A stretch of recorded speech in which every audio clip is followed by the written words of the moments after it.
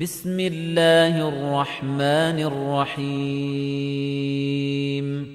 بسم الله الرحمن الرحيم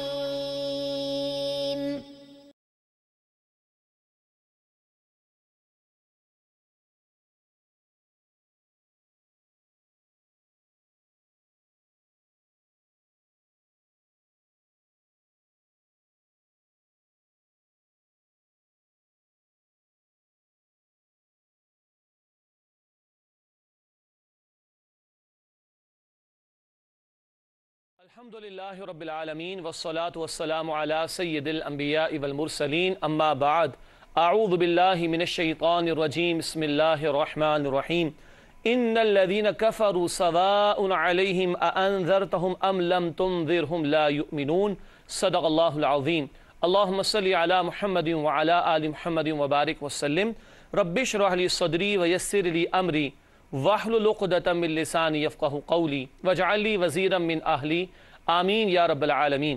ناظرین کرام السلام علیکم ورحمۃ اللہ وبرکاتہ۔ پروگرام ہے بصیرت القرآن اور میں ہوں آپ کے ساتھ شجاع الدین شیخ۔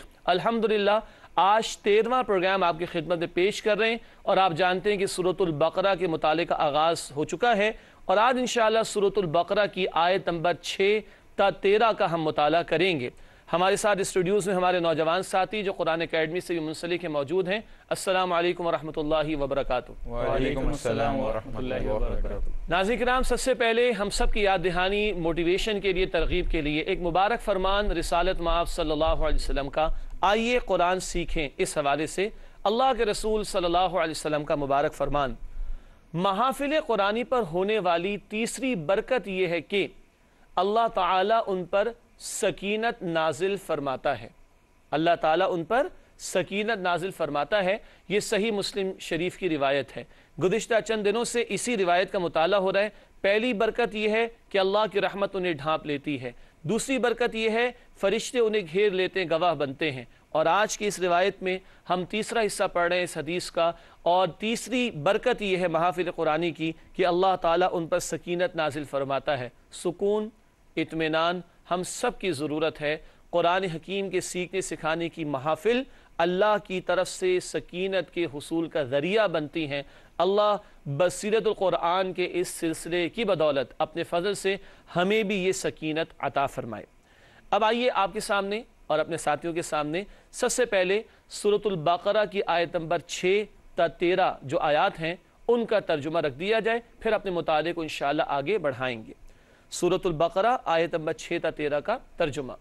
بے شک جن لوگوں نے کفر کیا ان کے حق میں برابر ہے، خواہ آپ انہیں ڈرائیں یا نہ ڈرائیں وہ ایمان نہیں لائیں گے۔ اللہ تعالیٰ نے ان کے دلوں اور کانوں پر مہر لگا دی ہے اور ان کی آنکھوں پر پردہ پڑا ہوا ہے اور ان کے لیے بڑا عذاب تیار ہے۔ اور بعض لوگ ایسے ہیں جو کہتے ہیں کہ ہم اللہ تعالیٰ پر اور روز آخرت پر ایمان رکھتے ہیں، حالانکہ وہ ایمان نہیں رکھتے۔ وہ اللہ تعالیٰ اور ایمان والوں کو دھوکہ دینے کی کوشش کرتے ہیں، مگر در حقیقت اپنے سوا کسی کو دھوکہ نہیں دیتے اور اس بات سے بے خبر ہیں۔ ان کے دلوں میں نفاق کا مرض تھا، پس اللہ تعالیٰ نے ان کا مرض اور بڑھا دیا اور ان کے جھوٹ بولنے کے سبب ان کے لیے دردناک عذاب ہوگا۔ اور جب ان سے کہا جاتا ہے کہ زمین میں فساد نہ مچاؤ تو کہتے ہیں کہ ہم تو اصلاح کرنے والے ہیں۔ آگاہ ہو جاؤ، بے شک یہی فساد کرنے والے ہیں لیکن شعور نہیں رکھتے۔ اور جب ان سے کہا جاتا ہے کہ جس طرح اور لوگ ایمان لائے تم بھی ایمان لاؤ تو کہتے ہیں کہ بھلا جس طرح بے وقوف لوگ ایمان لائے ہیں اسی طرح ہم بھی ایمان لے آئیں۔ آگاہ ہو جاؤ، یہی بے وقوف ہیں لیکن جانتے نہیں۔ ناظرین کرام الحمدللہ سورۃ البقرہ کی آیات 6 تا 13 کا ترجمہ آپ نے سماعت فرمایا۔ اب آئیے اپنی ترتیب کے مطابق آگے چلتے ہیں اور آج کا مطالعہ آگے بڑھاتے ہیں۔ امید ہے آپ لوگ بھی تیار ہوں گے اور نوٹس لیں گے انشاءاللہ۔ ربط آیات سب سے پہلے ہم اس پر بات کریں گے انشاءاللہ۔ ابتدائی 5 آیات میں ہدایت یافتہ لوگوں کا ذکر تھا، متقین کا ذکر تھا، جن کے لیے پھر فلاح یعنی کامیابی کی نوید اللہ نے سنائی۔ ابتدائی 5 آیات میں ہدایت یافتہ لوگوں کا ذکر تھا، اب ناکام ہونے والوں یعنی کفار اور منافقین کا تذکرہ ہے۔ تو آج کے مطالعے میں کفار کا ذکر بھی آئے گا اور منافقین کا بیان بھی۔ تعارف کی طرف چلتے ہیں۔ پہلے 2 رکوعوں میں ہدایت کے حوالے سے 3 گروہوں کا ذکر ہے۔ آج بھی پہلے رکوع کی 2 آیات ہم پڑھیں گے، پھر پہلا رکوع مکمل ہوگا آیت نمبر 7 پر، پھر دوسرے رکوع کی طرف چلیں گے۔ تو پہلے 2 رکوعوں میں 3 گروہوں کا ذکر ہے ہدایت کے حوالے سے۔ پہلے گروہ کا بیان آ چکا، وہ متقین کا تھا۔ آج دوسرا گروہ کس کا بیان ہوگا؟ کفار کا، اور تیسرا منافقین کا۔ الحمدللہ۔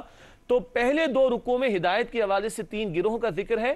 ابتدائی 5 آیات میں پہلے گروہ یعنی متقین کا ذکر تھا، وہ پچھلے پروگرام میں ہم سمجھ چکے ہیں الحمدللہ۔ اب 2 آیات میں کفار کا ذکر ہے۔ 5 آیات پڑھ چکے تو آیت نمبر 6 اور 7 ہی ہوں گی جس میں کفار کا بیان ہوگا۔ پھر 13 آیات میں منافقین کا بیان ہے۔ کتنی؟ 13 آیات۔ بڑی عجیب بات ہے نا، متقین کا بیان 5 آیتوں میں، کفار کا بیان 2، کتنی ہوگی ٹوٹل؟ 7۔ اور اس سے ڈبل تقریباً 13 آیات میں کن کا بیان؟ منافقین کا۔ اس کی کیا حکمت ہے وہ آگے چل کر ہم جاننے کی کوشش کریں گے۔ اب آئیے بات کو اور آگے بڑھائیں اور آیات کا تجزیہ جاننے کی کوشش کریں۔ ناظرین کرام، امید ہے کہ آپ ان سیگمنٹس میں بھی ہمارے ساتھ ہوں گے اور نوٹس بھی لے رہے ہوں گے۔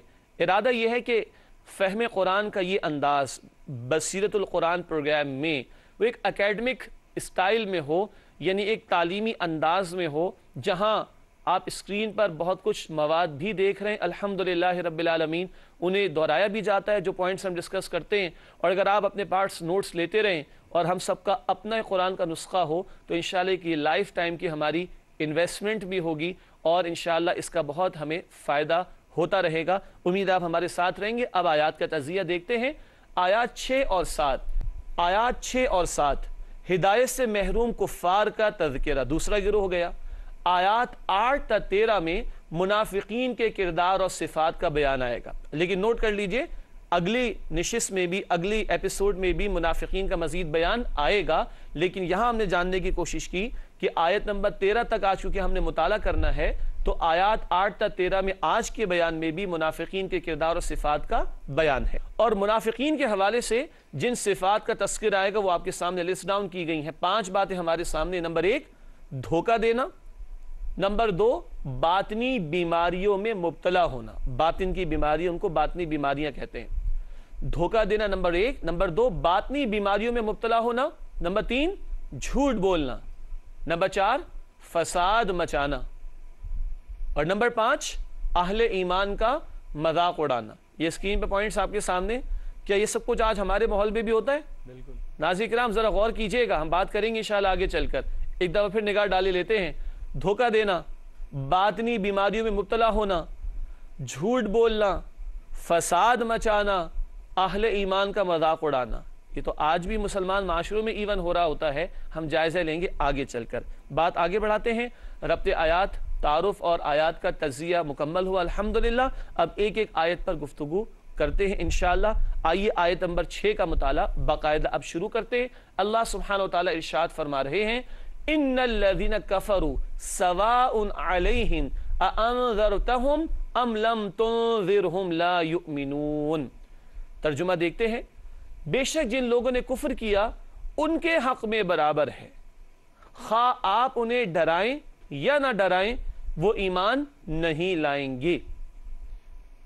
آئیے اس کی تشریح کے حوالے سے کچھ باتیں جاننے کی کوشش کرتے ہیں۔ سب سے پہلی بات، کفر کا لفظ آئے نا، ان الذین کفروا، کفر کے معنی ہے لغوی طور پر چھپانا، ناشکری کرنا، انکار کرنا۔ ناظرین کرام بہت ساری اصطلاحات بھی ہم سمجھ رہے ہیں۔ گزشتہ نشستوں میں عبادت کی اصطلاح بھی آ چکی، تقوی کی اصطلاح بھی آ چکی ہے، دین کی اصطلاح بھی آ چکی ہے۔ آج ایک اہم اصطلاح ہے کفر کی۔ کفر کے لغوی معنی ہے چھپانا، ناشکری کرنا، انکار کرنا۔ یہاں انکار کے معنی میں یہ لفظ استعمال ہوا ہے۔ وہ کفار، ابو جہل کی مثال ذہن میں لے آئیے کہ جنہوں نے انکار کر دیا رسول کریم صلی اللہ علیہ وسلم کی دعوت کا، جنہوں نے رد کر دیا رسول کریم صلی اللہ علیہ وسلم کی دعوت حق کو، ایسے لوگوں کو کفر کا اختیار کرنے والا کہا جا رہا ہے۔ تو یہاں یہ کس معنی میں آ رہا ہے؟ انکار کرنے کے معنی میں۔ اگلا نقطہ جو ہمارے سامنے وہ یہ ہے کہ حق واضح ہونے کے باوجود کفر پر اڑے رہنے والے اعتقادی کفار کا بیان ہے۔ حق واضح ہونے کے باوجود کفر پر اڑے رہنے والے اعتقادی کفار کا بیان ہے۔ اعتقاد عقیدے سے ہے، عقیدے کے کافر تھے یہ لوگ، جیسے کہ ابو جہل، سیرت کی کتابوں میں ہم پڑھتے ہیں ابو جہل کی تنہائی کے واقعات، ناظرین کرام توجہ فرمائیے گا، اس سے پوچھا جاتا تھا کہ جناب محمد صلی اللہ علیہ وسلم نے جو کچھ پیش کیا کیا وہ حق نہیں؟ وہ کہتا تھا حق ہے۔ تو کہا تو مانتا کیوں نہیں؟ کہا اگر میں مان لوں گا تو میں چھوٹا ہو جاؤں گا، میں تو سردار ہوں نا، میں تو چودھری ہوں، میرے پاس تو مال ہے، دولت ہے، یہ میری نخوت کے خلاف بات ہو جائے گی، میرے مقام کے خلاف بات ہو جائے گی کہ میں ان کی بات کو مان لوں۔ یہ ناظرین کرام جانتے بوجھتے حق بات واضح ہونے کے باوجود کفر پر اڑے رہنا، اور یہ عقیدے کا کفر، اس لیے اعتقادی کفر کا لفظ استعمال ہوا۔ تو اعتقاد کا لفظ کس سے مل رہا ہے؟ عقیدے سے، ٹھیک ہے؟ تو حق واضح ہونے کے باوجود کفر پر اڑے رہنے والے اعتقادی کفار کا بیان ہے۔ اگلی بات بہت قیمتی، توجہ فرمائیے گا، دعوت دین کا عمل ہمیشہ جاری رکھنا چاہیے۔ کیا مطلب؟ نبی صلی اللہ علیہ وسلم سے اولاً خطاب ہے نا، فرمایا گیا کہ ان کے حق میں برابر ہے، خواہ آپ ان کو خبردار کریں یا نہ کریں، ان کے حق میں برابر ہے۔ نبی علیہ السلام کو دعوت کے کام سے روکا نہیں گیا، تو دعوت کا عمل تو جاری رہے گا۔ ابو جہل کو بھی نبی علیہ السلام بار بار سمجھانے کی کوشش کرتے رہتے تھے، وہ نہ مانا تو اس کا قصور، دعوت کا عمل جاری رہے گا۔ ناظرین کرام ہمیں بھی نتائج کی پرواہ کیے بغیر دعوت دین کے کام کو اور عمل کو جاری رکھنا چاہیے۔ ہم ذمہ دار ہیں عمل کرنے کے، نتیجہ نکلتا ہے نہیں نکلتا یہ اختیار اللہ سبحانہ وتعالی کا ہے۔ آگے چلتے ہیں آیت نمبر 7 کی طرف۔ اللہ رب العالمین نے ارشاد فرمایا ختم اللہ علی قلوبہم وعلی سمعہم وعلی ابصارہم غشاوہ ولہم عذاب عظیم۔ آئیے ترجمہ دیکھتے ہیں اس کا۔ اللہ تعالیٰ نے ان کے دلوں اور کانوں پر مہر لگا دی ہے اور ان کی آنکھوں پر پردہ پڑا ہوا ہے اور ان کے لیے بڑا عذاب تیار ہے۔ اللہ تعالیٰ ہمیں ایسے لوگوں سے اور عذاب سے محفوظ فرمائے۔ ناظرین کرام نوٹ کر لیجئے، نبی اکرم صلی اللہ علیہ وسلم کی سنت بھی رہی ہے کہ جب عذاب کا بیان آتا تو آپ اللہ کے حضور عذاب سے بچنے کی دعا فرماتے تھے صلی اللہ علیہ وسلم۔ جب اللہ کی رحمت اور نعمت اور جنت کا بیان آتا تو اللہ کی رحمت اور جنت کے حصول کی دعا فرماتے تھے رسول کریم صلی اللہ تعالی علیہ وسلم۔ آیت نمبر 7 کا مطالعہ کر رہے ہیں، آئیے اب اس کی کچھ تشریحی نکات کی طرف چلتے ہیں۔ پہلی بات اس میں درج کی گئی ہے کہ ہٹ دھرمی اور ضد کی سزا ہدایت سے محرومی ہے۔ کیسی ہٹ دھرمی تھی؟ جانتے بوجھتے حق کا انکار کیا تو ہٹ دھرمی اور ضد کی سزا ہدایت سے محرومی ہے۔ ناظرین کرام یہ بہت قیمتی نقطہ ہے اور ضرور اس پر مزید بات کریں گے، تاہم آپ کے علم ہے کہ آج 13واں پروگرام آپ کی خدمت میں پیش کر رہے ہیں اور سورۃ البقرہ کی آیات 6 تا 13 کا مطالعہ جاری ہے۔ آیت نمبر 7 کا مطالعہ ہم نے شروع کیا، ہٹ دھرمی کرنے والے کفار کا ذکر آیا کہ ان کی ہٹ دھرمی کی وجہ سے اللہ تعالیٰ انہیں ہدایت سے محروم فرما دیتا ہے۔ آئیے آیت نمبر 7 کے مطالعے کو اور آگے بڑھانے کی کوشش کرتے ہیں۔ بریک سے پہلے جس بات پر ہم نے گفتگو کی وہ یہ نقطہ تھا کہ ہٹ دھرمی اور ضد کی سزا ہدایت سے محرومی ہے۔ جانتے بوجھتے جس نے حق سے فرار اختیار کیا اللہ تعالیٰ بھی اس کو ہدایت سے محروم کر دیتے۔ اللہ تعالیٰ ہمیں اس سے محفوظ فرمائے۔ اللہ تعالیٰ کے قانون ہدایت کے مطابق ایسے لوگوں کے دل ٹیڑے کر دیے جاتے ہیں۔ یہ بہت قیمتی بات ہے۔ ناظرین کرام اللہ رب العالمین کے قانون ہدایت کا بیان آ رہا ہے، نوٹ کیجئے گا۔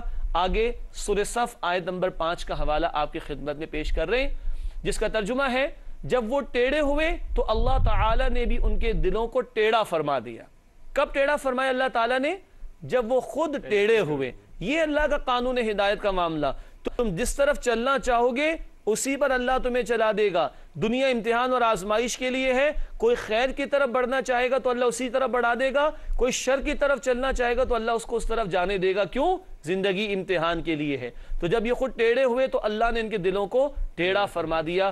اللہ سے ہمیں دعا کرنی چاہیے اہدنا الصراط المستقیم، اے اللہ ہمیں سیدھے راستے کی ہدایت عطا فرما، اور اللہ سے دعا کرنی چاہیے ربنا لا تزغ قلوبنا، ربنا لا تزغ قلوبنا بعد اذ ہدیتنا۔ سورہ آل عمران میں یہ دعا آتی ہے، اے ہمارے رب ہمارے دلوں کو ٹیڑھا نہ فرما اس کے بعد کہ تو نے جب ہمیں ہدایت عطا فرما دی۔ آئیے آیت نمبر 8 کا مطالعہ کرتے ہیں۔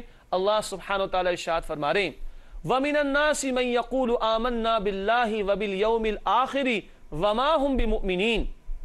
ترجمہ ہے اس کا، اور بعض لوگ ایسے ہیں جو کہتے ہیں کہ ہم اللہ تعالیٰ پر اور روز آخرت پر ایمان رکھتے ہیں، حالانکہ وہ ایمان نہیں رکھتے۔ بہت ہی اہم آیت قرآن حکیم کی اور بڑا عجیب مقام قرآن حکیم کا. کچھ لوگ دعویٰ کر رہے ہیں اللہ کو ماننے کا اور دعویٰ کر رہے ہیں آخرت کو ماننے کا، اور اللہ تعالیٰ فرمانے کہ یہ ایمان والے نہیں. ناظرین غور کیجئے، بہت اہم مقام ہے. رسالت کے بیان کے حوالے سے بھی ابھی بات کریں گے انشاءاللہ تعالیٰ. آئیے اس کی تشریحی نکات کی طرف چلتے ہیں. پہلی بات، یہ منافقین کا بیان ہے جو اللہ اور آخرت کو ماننے کا دعویٰ کرتے تھے مگر دل سے رسول اللہ پر ایمان نہیں لاتے تھے صلی اللہ علیہ وسلم.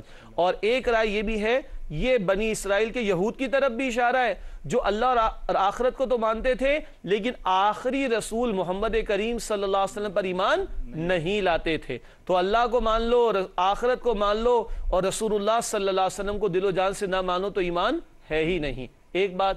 دوسری بات، ایمان کے جھوٹے دعووں کا تذکرہ ہو رہا ہے.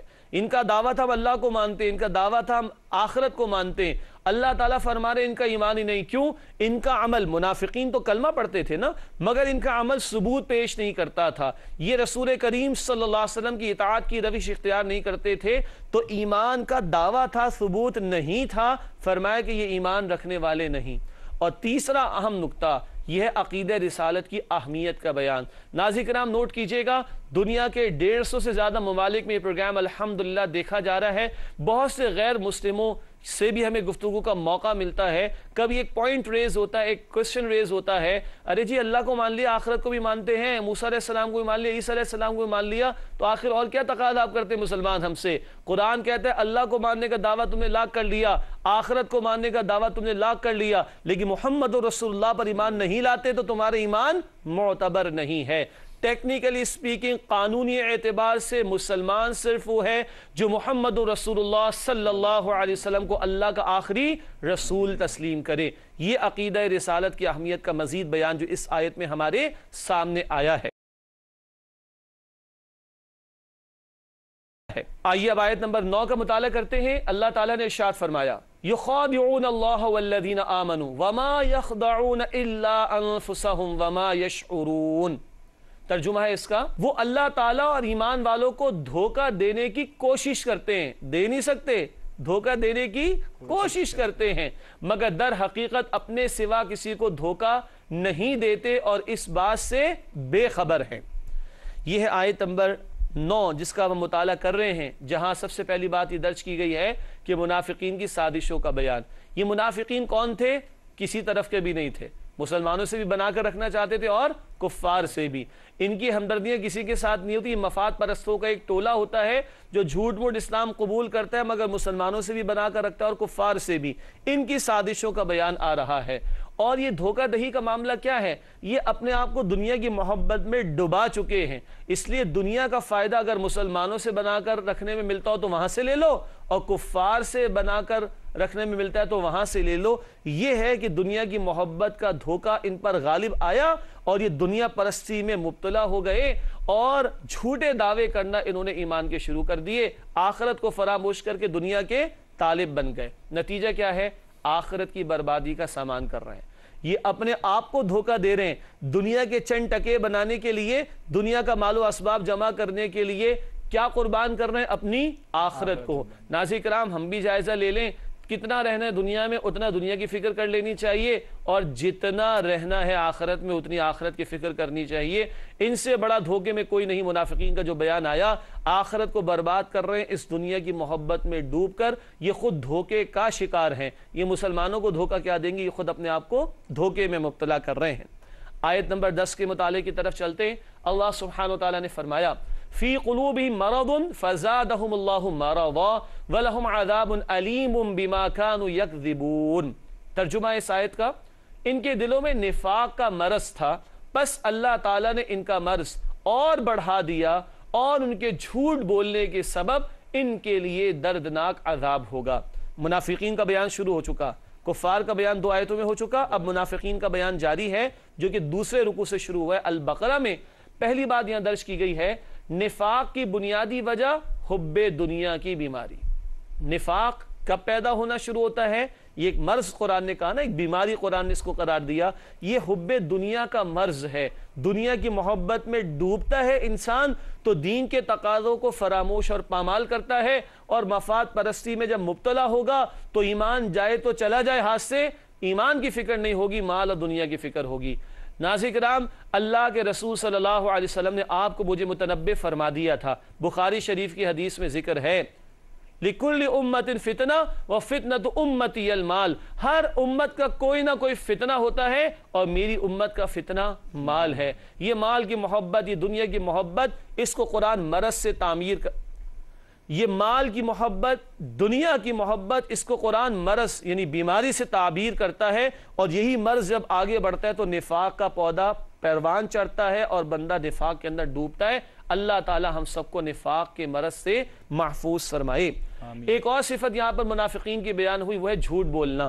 کیا کرتے ہیں یہ لوگ؟ جھوٹ بولتے ہیں، اس جھوٹ کی وجہ سے ان کے اوپر دردناک عذاب کا معاملہ ہوگا۔ یہ کیا جھوٹ بولتے تھے؟ ہاں ہم تو مسلمان ہیں، ہم تو اللہ اور رسول کو مانتے، آخرت کو مانتے، مگر دل سے نہیں مانتے تو ان کا عمل ثبوت پیش نہیں کرتا تھا۔ فرمائے اس جھوٹ کی وجہ سے ان کو دردناک عذاب دیا جائے گا۔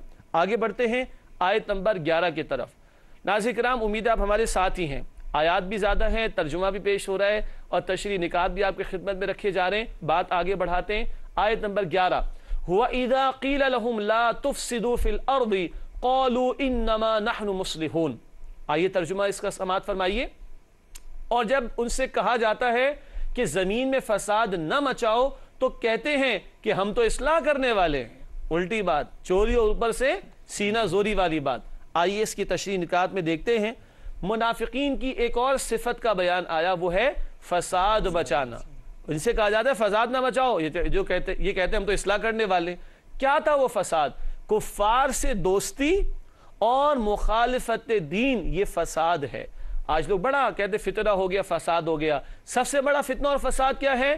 اسلام کے ماننے کا دعویٰ کرنے والے کفار سے دوستیاں اختیار کریں، اور اسلام کے ماننے والے جو کہ دعویٰ کریں مسلمان ہونے کا، وہ اسلام کے احکامات کی خلاف ورزی کریں، اور جو دعوت دین محمد کریم صلی اللہ علیہ وسلم لے کر چل رہے تھے، اصلاح کا عمل لے کر چل رہے تھے، اس میں رکاوٹیں پیدا کرے۔ یہ تھے ناظرین کرام منافقین، اور اپنی دانش میں کہتے تھے ہم بڑے اصلاح کرنے والے ہیں۔ یہ ہے چوری اور اوپر سے سینہ زوری کی بات مزید آگے بڑھاتے ہیں۔ آیت نمبر 13 تک ہمیں جانا ہے انشاءاللہ۔ آیت نمبر 12 کا مطالعہ کرتے ہیں۔ ارشاد ہوا اللہ سبحانہ وتعالی کی طرف سے، الا انہم هم المفسدون ولکن لا یشعرون۔ اس کا ترجمہ ہے، آگاہ ہو جاؤ، بے شک یہی فساد کرنے والے ہیں لیکن شعور نہیں رکھتے۔ جیسے ان کو دھوکے میں پڑے رہنے کا شعور نہیں، ایسے ہی ان کو اپنے فسادی ہونے کا شعور نہیں۔ یہی فساد کرنے والے مگر ان کو اس کا شعور نہیں ہے۔ مسلمانوں کی جماعت کو نقصان پہنچانا فساد ہے، اور یہ منافقین تھے، آستین کے سانپ، جھوٹا دعویٰ کرتے تھے ایمان کا، اور یہودیوں سے تعلقات بڑھا رکھے تھے، اور اندر خانے مسلمانوں کے خلاف سازش کرتے تھے۔ تو گویا مسلمانوں کی جماعت کے خلاف سازشیں کرنا، یہ ہے فساد کا طرز عمل۔ اور لکھا ہے کہ منافقین کو آخرت کی بربادی کا شعور نہیں، ایمان کو بیچ رہے ہیں دنیا کے چند فائدوں کے عوض میں، اور دنیا کی محبت میں ڈوب کر اپنی آخرت کو کر رہے ہیں برباد۔ اس بربادی کا انہیں شعور نہیں ہے۔ آج کے مطالعے کی آخری آیت، پھر سوالات میں انشاءاللہ ہم لیں گے اپنے ساتھیوں سے۔ آیت نمبر 13، اللہ تعالیٰ فرماتے ہیں، وَإِذَا قِيلَ لَهُمْ آمِنُوا كَمَا آمَنَ النَّاسُ قَالُوا أَنُؤْمِنُ كَمَا آمَنَ السُّفَهَاءُ الا انہم هم السفہاء ولکن لا يعلمون۔ بڑا ہلا دینے والے ایک انداز ہے۔ ترجمہ فرمایا اللہ تعالیٰ نے، اور جب ان سے کہا جاتا ہے کہ جس طرح اور لوگ ایمان لائے تم بھی ایمان لے آؤ، تو کہتے ہیں کہ بھلا جس طرح بے وقوف لوگ ایمان لائے ہیں اسی طرح ہم بھی ایمان لے آئیں۔ آگاہ ہو جاؤ، یہی بے وقوف ہیں لیکن جانتے نہیں ہیں۔ اللہ تعالیٰ کا بڑا کیٹیگوریکل انداز میں بیان ہے، بے وقوف تو یہی ہیں مگر یہ جانتے نہیں ہیں۔ جی اس میں بات اصل میں کیا ہے؟ یہ منافقین اہل ایمان کا مذاق اڑاتے ہیں، منافقین اہل ایمان کا مذاق اڑاتے ہیں، خوب آخرت کی فکر میں لگے ہوئے، ارے دنیا کی فکر کرو، مال بناؤ، دنیا کی بھی فکر کرو، خوب آگے بڑھنے کی کوشش کرو۔ تو یہ ایمان والوں کا مذاق اڑاتے تھے، کون؟ منافقین۔ آج بھی اڑایا جاتا ہے، اڑایا تو جاتا ہے۔ جب آپ لوگوں نے داڑھی رکھی ہوگی تو مذاق تو کچھ لوگوں نے اڑایا ہوگا نا۔ اللہ تعالی ہمیں محفوظ رکھے۔ اللہ کے نبی کی سنت، ایک نوجوان سجائے چہرے پر اور امتی ہو اور مسلمان ہونے کا دعوے دار ہو اور اڑائے مذاق۔ امت کی بیٹی رسول اللہ صلی اللہ علیہ وسلم کی روحانی بیٹی آج ہماری کوئی بہن پردے کا اہتمام کرے اور کوئی اس کی عبایا اور اس کی چادر کا اور اس کے برقعے کا مذاق اڑائے، انا للہ و انا الیہ راجعون، یہ تو منافقین تھے جو اہل ایمان کا مذاق اڑاتے تھے۔ دوسری بات ہم نے لکھی ہے کہ دنیا پرست آخرت کے طلبگار کو بے وقوف کہتا ہے۔ دنیا مقصود تھی منافقین کی اور صحابہ کرام کا مقصود آخرت کی زندگی، یہ ان کا مذاق اڑاتے تھے معاذ اللہ۔ دنیا پرست سے بڑا بے وقوف کوئی نہیں ہو سکتا، یہ قرآن کہہ رہا ہے، ان کو شعور ہی نہیں ہے۔ بھئی کتنا جی لیں گے دنیا میں، اس کے چکر میں پڑھ کر ہمیشہ کی زندگی کا نقصان کر رہے ہیں، تو اس سے بڑا بے وقوف کوئی ہو سکتا ہے؟ نہیں ہو سکتا۔ اللہ یہ بات ناظرین کرام ہمیں بھی سمجھنے کی توفیق دے، دنیا نہیں، اصل ہمارا مقصود آخرت کی زندگی ہونی چاہیے۔ الحمدللہ آیات 6 تا 13 کا بیان کسی درجے میں ہمارے سامنے آیا۔ ایک سیگمنٹ ہمارا قرآنی معلومات کا ہوتا ہے، وہ لے کر پھر سوالات کی طرف چلتے اگر ہمارے ساتھیوں کے پاس ہوں گے۔ قرآنی معلومات کے ضمن میں بڑا ایک قیمتی نکتہ ہے، قرآن کریم کا انداز نثر کا یا نظم کا نہیں ہے، نہ یہ پوئٹری ہے نہ یہ پروز ہے، عام معنی میں کتاب بھی نہیں۔ عام معنی میں کتاب کیا مطلب؟ کوئی کتاب لیتے ہیں 20 چیپٹر، پہلے چیپٹر میں ایک بات آ گئی وہ بعد میں نہیں آئے گی۔ قرآن کو کھولتے ہیں، نماز کا ذکر پہلے پارے کے پہلے صفحے پر بھی اور نماز کا ذکر آخری پارے کی آخری صورتوں میں بھی ہے۔ تو نہ نثر کا انداز، نہ پوئٹری، نہ نظم کا انداز، بلکہ خطبے کا انداز، سرمن، اوریٹر جس طرح بات کرتا ہے، اور کبھی فرسٹ پرسن کی بات، کبھی سیکنڈ پرسن کی، کبھی تھرڈ پرسن کی بات، کبھی آواز بلند ہوتی ہے، کبھی باتوں کو دہرایا جاتا ہے، زیرو بم جو آواز کا اتار چڑھاؤ ہوا کرتا ہے، یہ وہ سارے پہلو ہیں کہ جو خطبے کا انداز اختیار کیے ہوتے ہیں، اور خطبے کا سا انداز ہے جو قرآن حکیم میں ہمارے سامنے آتا ہے۔ ناظرین کرام چلتے ہیں ہمارے نوجوان ساتھیوں کی طرف سے، خاص تحمل کا مظاہرہ کرتے ہیں، پہلے بہت کچھ سننا پڑتا ہے انہیں سمجھنے کے لیے، اور پھر ان کی طرف سے سوالات آتے ہیں جو ہم سب کے لیے مزید معلومات کا اضافہ کرتے ہیں۔ آئیے پہلے سوال کی طرف چلتے ہیں، کس کے پاس پہلا سوال ہے؟ جی زبیر بھائی بتائیے۔ سر اس طرح کی آیت کے ذیل میں بعض لوگ کہتے ہیں کہ اگر اللہ تعالیٰ ہی نے مہر لگا دی تو اس میں ہمارا کیا قصور، تو اس کی کچھ وضاحت کر دیجیے گا۔ اچھا، یہ آیت نمبر 7 کی طرف آپ کا اشارہ، ختم اللہ علی قلوبہم، اللہ نے مہر لگا دی، تو بہت سے لوگوں کو ہم نے کہتے ہوئے سنا جی اللہ ہی نے تو گمراہ کر دیا، ہمارا کیا قصور؟ ایسا نہیں ہے۔ ہم نے سورہ صف کی آیت نمبر 5 کا بھی مطالعہ کیا تھا، ناظرین نوٹ کیجئے گا، خود بھی پڑھیے گا، سورہ صف آیت نمبر 5 28 پارے میں، جب وہ خود ٹیڑے ہوئے تو اللہ نے ان کو ٹیڑھا کر دیا، تو جو خود جانتے بوجھتے رد کرے گا اللہ زبردستی ہدایت نہیں دے گا، اللہ اس کو گمراہی پہ ڈال دے گا، اور جس میں رجوع کرنے کی طلب اور طلب ہوگی اللہ ہدایت دے گا۔ ایک اور حوالہ نوٹ کیجئے ناظرین، آپ بھی نوٹ کیجئے گا، قرآن نے فرمایا سورۃ الشورى آیت نمبر 13 میں، یہدی الیہ من ینیب، اللہ اسے ہدایت عطا فرماتا ہے جو اللہ کی طرف رجوع کرے، تو جو جس طرف بڑھنا چاہے گا اسی کی توفیق اللہ کی طرف سے اس کو عطا ہو جائے گی۔ جی آپ کے پاس سوال ہے عابد کوئی؟ میرا سوال یہ ہے کہ منافقین اہل ایمان کو یا صحابہ کرام کو سفہا یعنی بیوقوف کہتے تھے، وہ کس بنیاد پہ کہتے تھے؟ جی بہت اہم اور قیمتی سوال آیا، اور غالباً ہمارے معاشرے کا بھی مسئلہ ہے۔ اس زمانے کے تو منافقین جو دنیا پرست لوگ تھے، وہ صحابہ کرام کو جو آخرت کے طلبگار تھے، معاذ اللہ ان صحابہ کرام کو وہ لوگ بے وقوف کہتے تھے۔ قرآن نے کہا بے وقوف یہ منافقین خود ہیں۔ کیوں کہتے تھے؟ سوال عابد بھائی کا یہ ہے، کیوں کہتے تھے؟ اس لیے کہ منافقین دنیا پرست تھے۔ نفاق کا مرض پیدا کیسے ہوتا ہے؟ حب دنیا کی وجہ سے۔ تو جو دنیا کا ہی طلبگار بن جائے گا، جب وہ آخرت کے طلبگار کو دیکھے گا تو وہ تو اپنی دنیا کم سے کم کرے گا تاکہ آخرت کی تیاری زیادہ سے زیادہ کر سکے۔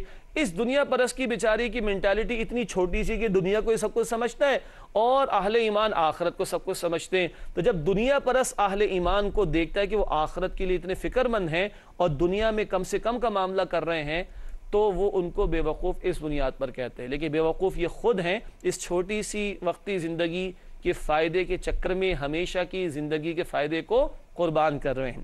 آخری سوال اگر ہے آپ کے پاس تو بتائیے۔ جی مجھے یہ عرض کرنا ہے کہ اس مقام پر اللہ تعالیٰ نے منافق کی ایک صفت بیان کی، وَلَهُمْ عَذَابٌ عَلِيمٌ بِمَا كَانُوا يَكْذِبُونَ، کہ ان پر عذاب ہوا بسبب ان کے جھوٹ بولنے کے۔ تو آپ منافقین کی کچھ اور صفات بھی بیان کیجئے تاکہ ہم اپنا جائزہ لے سکیں۔ ماشاءاللہ، نہ صرف یہ کہ سوال آیا بلکہ آیت کے ریفرنس سے بات کی کہ ان کے لیے دردناک عذاب بما كانوا يكذبون، کیونکہ وہ جھوٹ بولتے ہیں۔ بات آئی کہ کچھ اور صفات کا بھی علم ہو جائے، معلومات کے لیے نہیں بلکہ عمل کے اعتبار سے۔ وہ صفات جو منافقین کی وہ ہمارے علم میں آئیں تو ہم بچنے کی کوشش کریں۔ بہت مشہور حدیث ہے نبی اکرم صلی اللہ علیہ وسلم کی، بخاری اور مسلم میں۔ بخاری میں 3 باتیں اور مسلم کی روایت میں 4 باتیں۔ منافق کی چند علامات نبی علیہ الصلوۃ والسلام نے بیان فرمائی. جب بات کرے گا جھوٹ بولے گا, جھوٹ کا بیان تو قرآن میں بھی آ گیا, جب بھی بات کرے گا جھوٹ بولے گا. نمبر 2, جب بھی وعدہ کرے گا خلاف ورزی کرے گا. نمبر 3, جب بھی امانت رکھوائی جائے گی خیانت کرے گا اس میں. اور نمبر 4, جب بھی جھگڑا آئے گا, جھگڑے کا موقع آئے گا تو گالیاں دینے پر اتر آئے گا. 4 باتیں ناظرین کرام نوٹ کر لیجئے گا: جھوٹ بولنا, وعدہ خلافی کرنا, خیانت کرنا, اور جھگڑے کے موقع پر گالیوں پر اتر آنا. مزید میں کچھ کہنا نہیں چاہتا, اپنے ماحول کا ہم جائزہ لے لیں, اپنے اندر جھانک کر دیکھ لیں, ہمیں اندازہ ہو سکتا ہے. ناظرین کرام الحمدللہ سوالات کا سلسلہ مکمل ہوا. چند چھوٹے سے سیگمنٹس. حاصل مطالعہ کیا آج ہم نے سمجھا؟ پہلی بات, جو خود رائے حق کو جان بوجھ کر چھوڑتا ہے اللہ تعالیٰ اسے گمراہ فرما دیتا ہے. اللہ اس سے ہمیں محفوظ رکھے.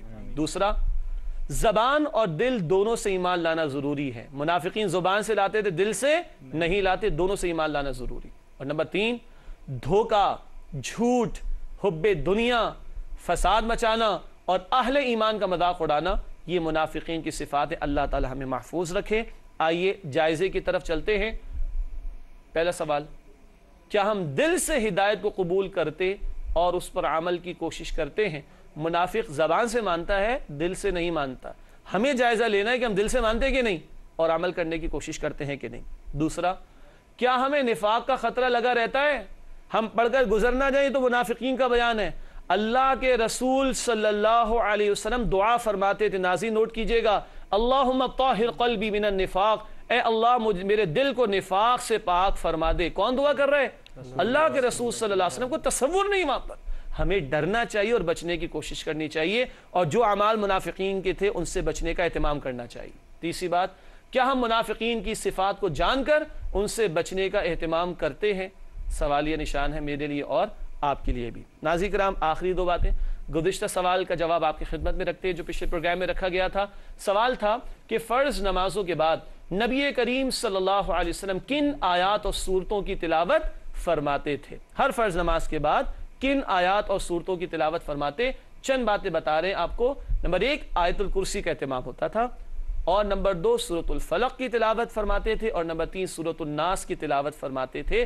بڑی اہمیت ہے, اپنے اپنے مقام پر وہ اہمیت آئے گی. تو تمام فرض نمازوں کے بعد نبی کریم صلی اللہ علیہ وسلم آیت الکرسی کا اہتمام فرماتے اور سورۃ الفلق اور سورۃ الناس کا اہتمام فرماتے. ناظرین کرام آج کا سوال نوٹ کیجئے, جواب اگلے پروگرام میں پیش کریں گے انشاءاللہ تعالی. دلچسپ سوال ہے, نبی کریم صلی اللہ علیہ وسلم نماز فجر میں عموماً کن سورتوں کی تلاوت فرماتے تھے؟ کل اس پہ انشاءاللہ بات ہوگی, اس کا جواب کیا ہوگا. ناظرین کرام الحمدللہ آج کا مطالعہ مکمل ہوا. اپنے ساتھیوں کا شکریہ ادا کرتے ہیں, جزاکم اللہ خیرن. انشاءاللہ اگلے پروگرام میں آپ سے بھی ملاقات رہے گی. وآخر دعوانا ان الحمدللہ رب العالمین, والسلام علیکم ورحمۃ اللہ وبرکاتہ.